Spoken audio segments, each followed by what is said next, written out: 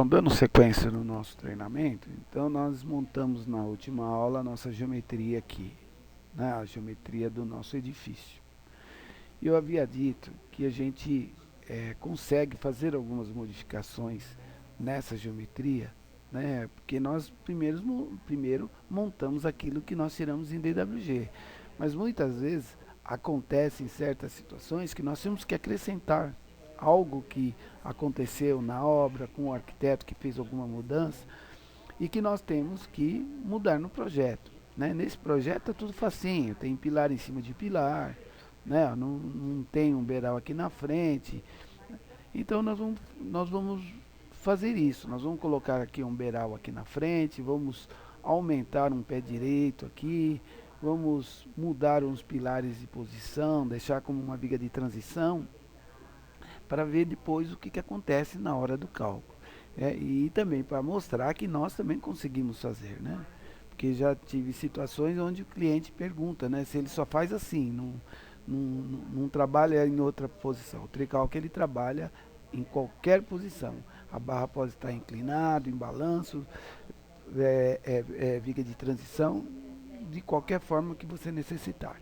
Então vamos lá, vamos supor que eu tenha que colocar aqui, olha, um balanço de 1,5 m aqui na frente, né, que não estava previsto no projeto.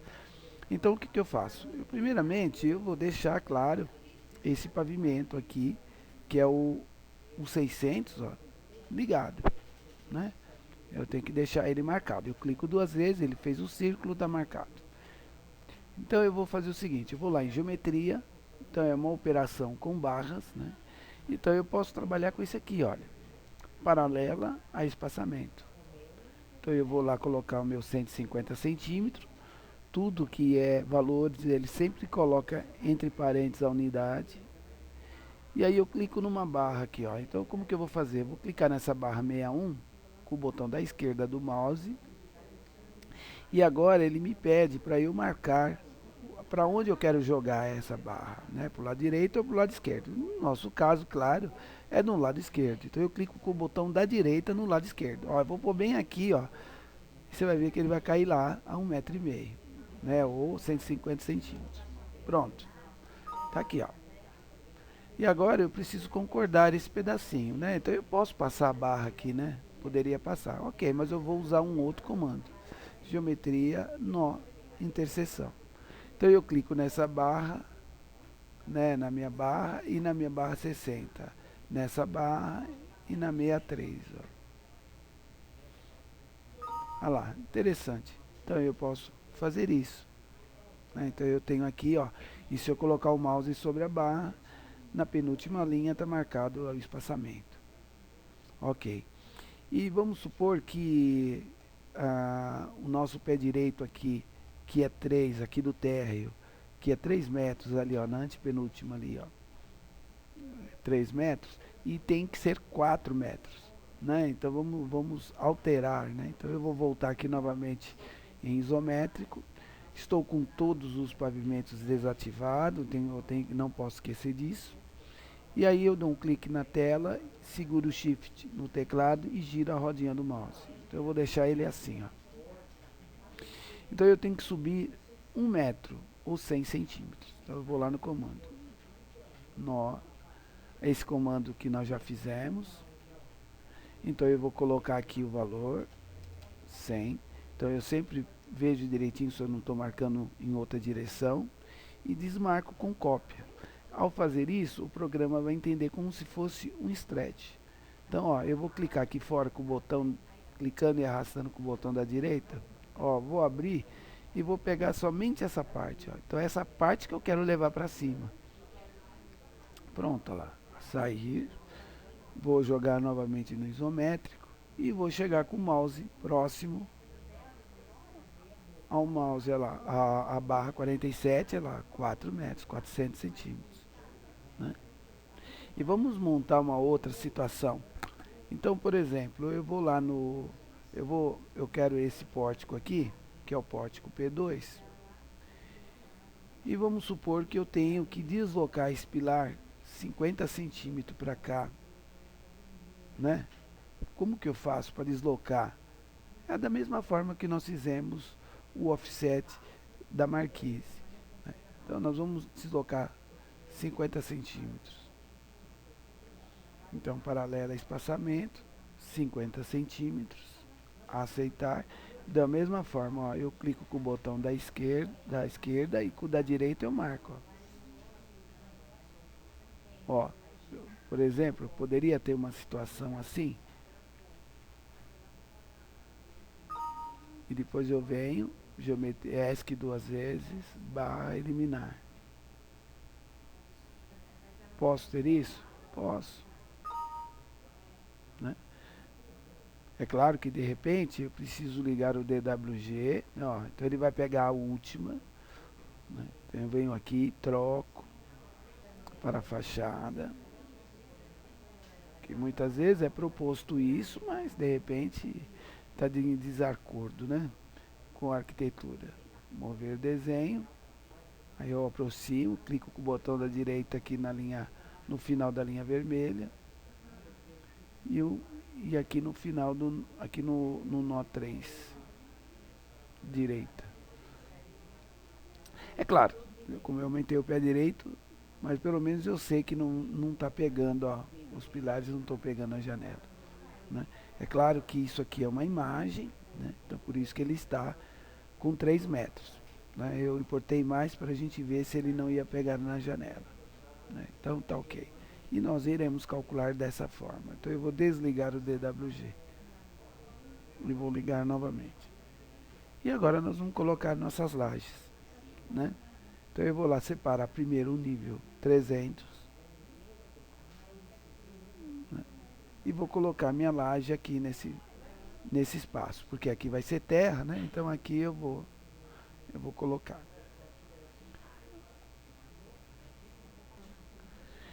E antes de eu colocar a laje, eu vou pedir para o programa fazer a verificação dessa geometria, né? Porque antes da gente passar para a próxima função, nós temos que antes verificar essa geometria, para ver se tem algo que nós temos que arrumar, né? Então vamos ver o que o programa fala. Então tá, então ele está me dizendo, olha, erro, condições de apoio insuficientes. Então o que quer dizer isso? Ele quer dizer que o meu edifício não está fundamentado, né? Porque como nossa estrutura será calculada de forma tridimensional, ele quer as barras que vão receber as ações das lajes, ações de paredes, então elas vão ter que ser destinadas a algum lugar. E nada melhor do que você marcar para ele aonde essas cargas serão dirimidas. Então nós vamos lá, vamos marcar aqui o nível 0, eu vou enquadrar, vou vir aqui em geometria, apoios, e eu tenho aí as 4 condições, né? Livre, apoiado, engastado. Então, olha, no caso do engastado, do livre, eu tenho deslocamento e rotações em aberto. Então, ou seja, esse jamais eu poderia deixar assim, porque quando eu fosse calcular, o prédio ele não iria ter um ponto de equilíbrio, né? Então, o mais correto nesses casos, principalmente, para eu saber a reação no nó ali onde vai ser feita a fundação, é marcar engastado, onde não haverá nem deslocamento e nem rotação. Então vou fazer uma janela aqui, ó. E lá no 300, mesma coisa. Pronto. Se por um acaso eu marquei aqui, olha, essa condição numa situação dessa, está incorreto, porque minha carga tem que sair por aqui, não por aqui. E se eu fizer isso, praticamente essa barra aqui não será solicitada. Então estaria errado. Então nesse caso que eu errei, basta eu voltar aqui, né? Mas vamos supor que ficou em outra função. Então eu não tenho como apagar isso. Por quê? Porque isso é uma condição do nó. Ele não é uma representação gráfica, tá? Então o que eu faço? Eu mudo a condição. Geometria, apoios, livre, e mudo a condição do nó. né? Eu não tento apagar, porque e também se eu apagar o nó, vou apagar de cima, vou apagar aqui, olha, esse monte de barra, depois eu tenho que colocar tudo de novo, né? Então é só troca a condição. Por quê? Porque aqui vai me passar aqui momentos e ações. E se eu travar aqui, eu não vou saber quanto que eu tenho de momento aqui, as vigas serão calculadas e as armaduras estarão incorretas. Ok. Então vamos agora verificar novamente. Ali ó, já não tem mais erro de condições insuficientes. Agora eu tenho barra livre, solicite renumerar. Então, geometria, renumerar. Então, o que, que ele faz? Ele, o programa, ele sempre vai trabalhar com uma barra só. Então, muitas vezes, quando ele vem na sequência e nós tiramos uma, ele pede para que se renumere, para ele vir calculando na sequência. Então, eu vou novamente verificar e sempre vai dar geometria incorreta enquanto você não tirar os erros. Então, ok. Então, esse aqui, o que quer dizer? Barra sem pré-dimensionar, né? E é uma marcação em vermelho. Então, eu vou marcar todo mundo aqui, olha. Vou segurar, marquei a primeira, vou segurar o Shift e vou em seguida clicar barra em nó. Então, na verdade, todas as barras do nosso projeto, né, não tem o material. Então é uma condição principal do software. Ele não calcula se você não disser o material que vai na barra, né? Então é uma condição. Eu posso até pôr as lajes como nós vamos colocar agora, mas eu preciso depois, antes de querer processar o cálculo, de dizer qual material. Porque o Tricalc, diferentemente de outros softwares, né, que calcula, por exemplo, um material só, então, ele geralmente, nesses softwares que calculam o material só, você vai lá e escolhe já o material que você vai desenhar. Aqui no Tricalc você trabalha com barra e depois você atribui o material a essa barra, né? Que foi a forma mais fácil do que você ter 4 menus, né?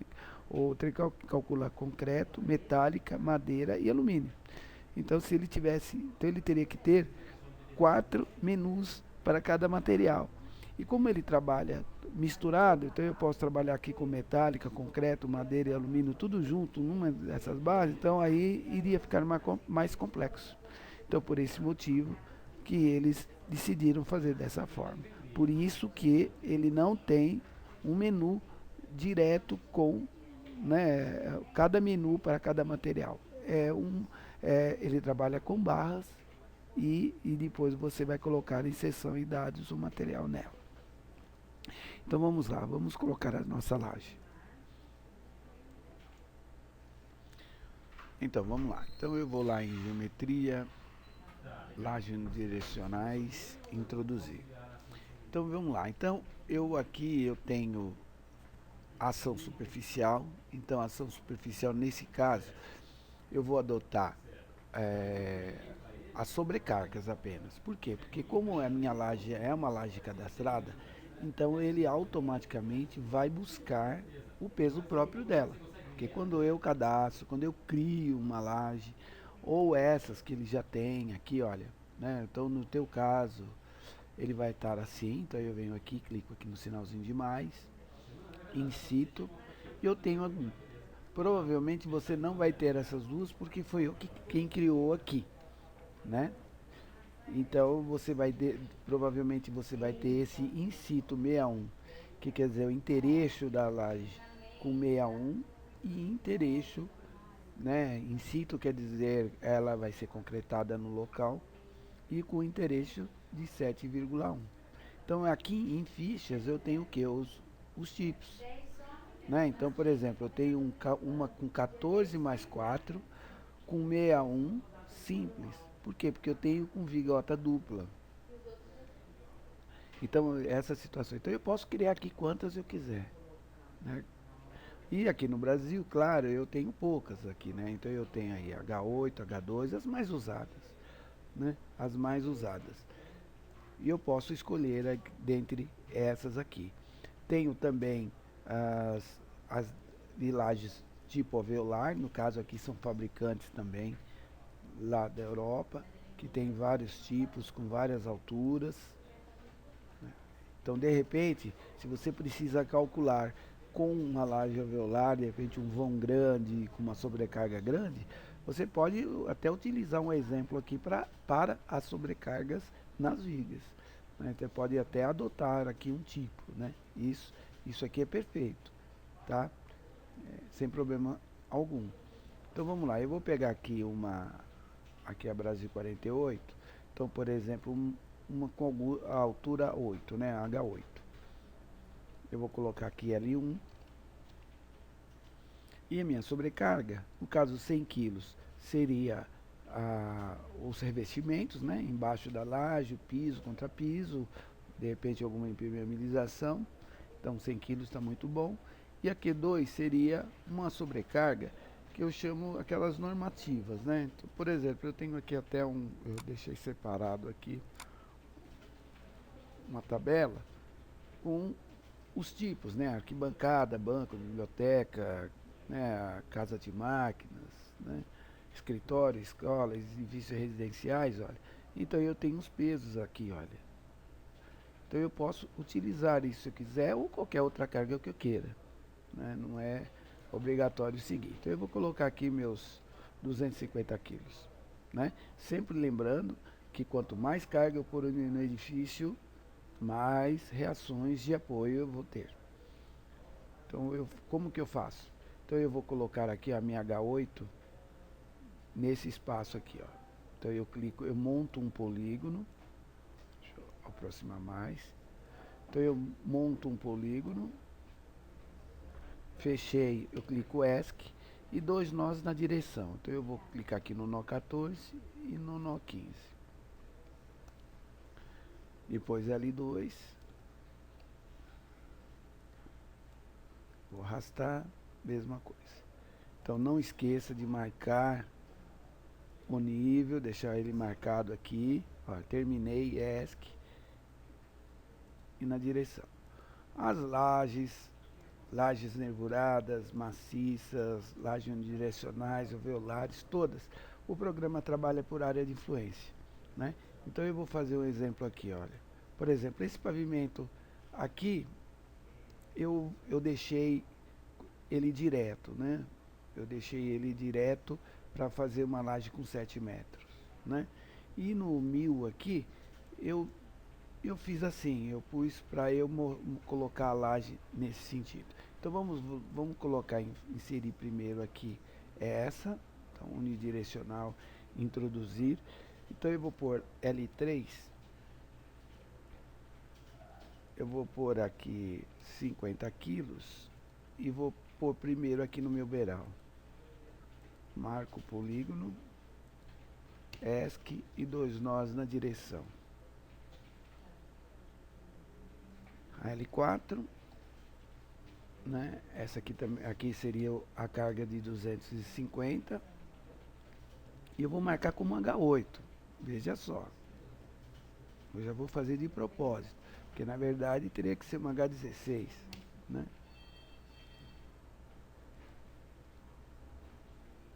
E uma L5.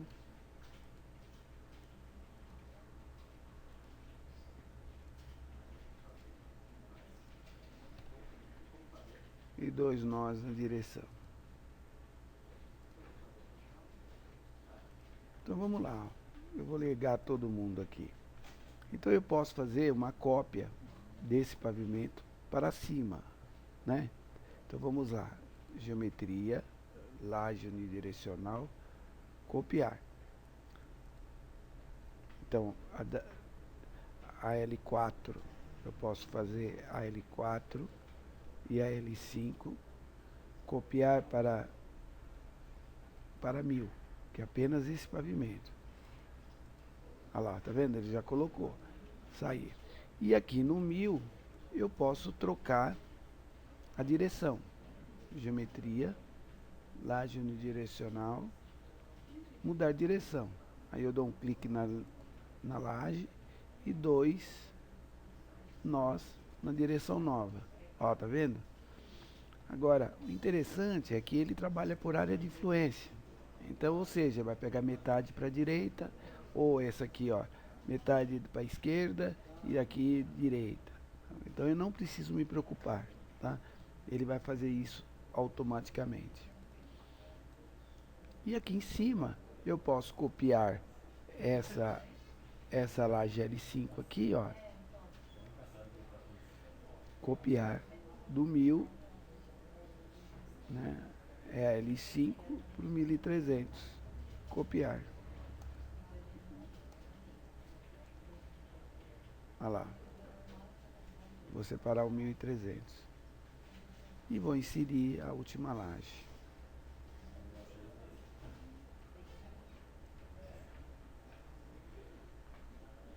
Aqui, só 50 quilos tá bom.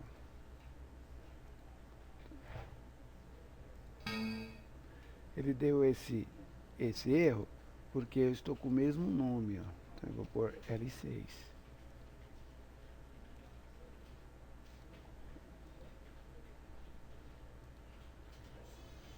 ESC e 2 nós. E pronto, estou aqui com as minhas lajes.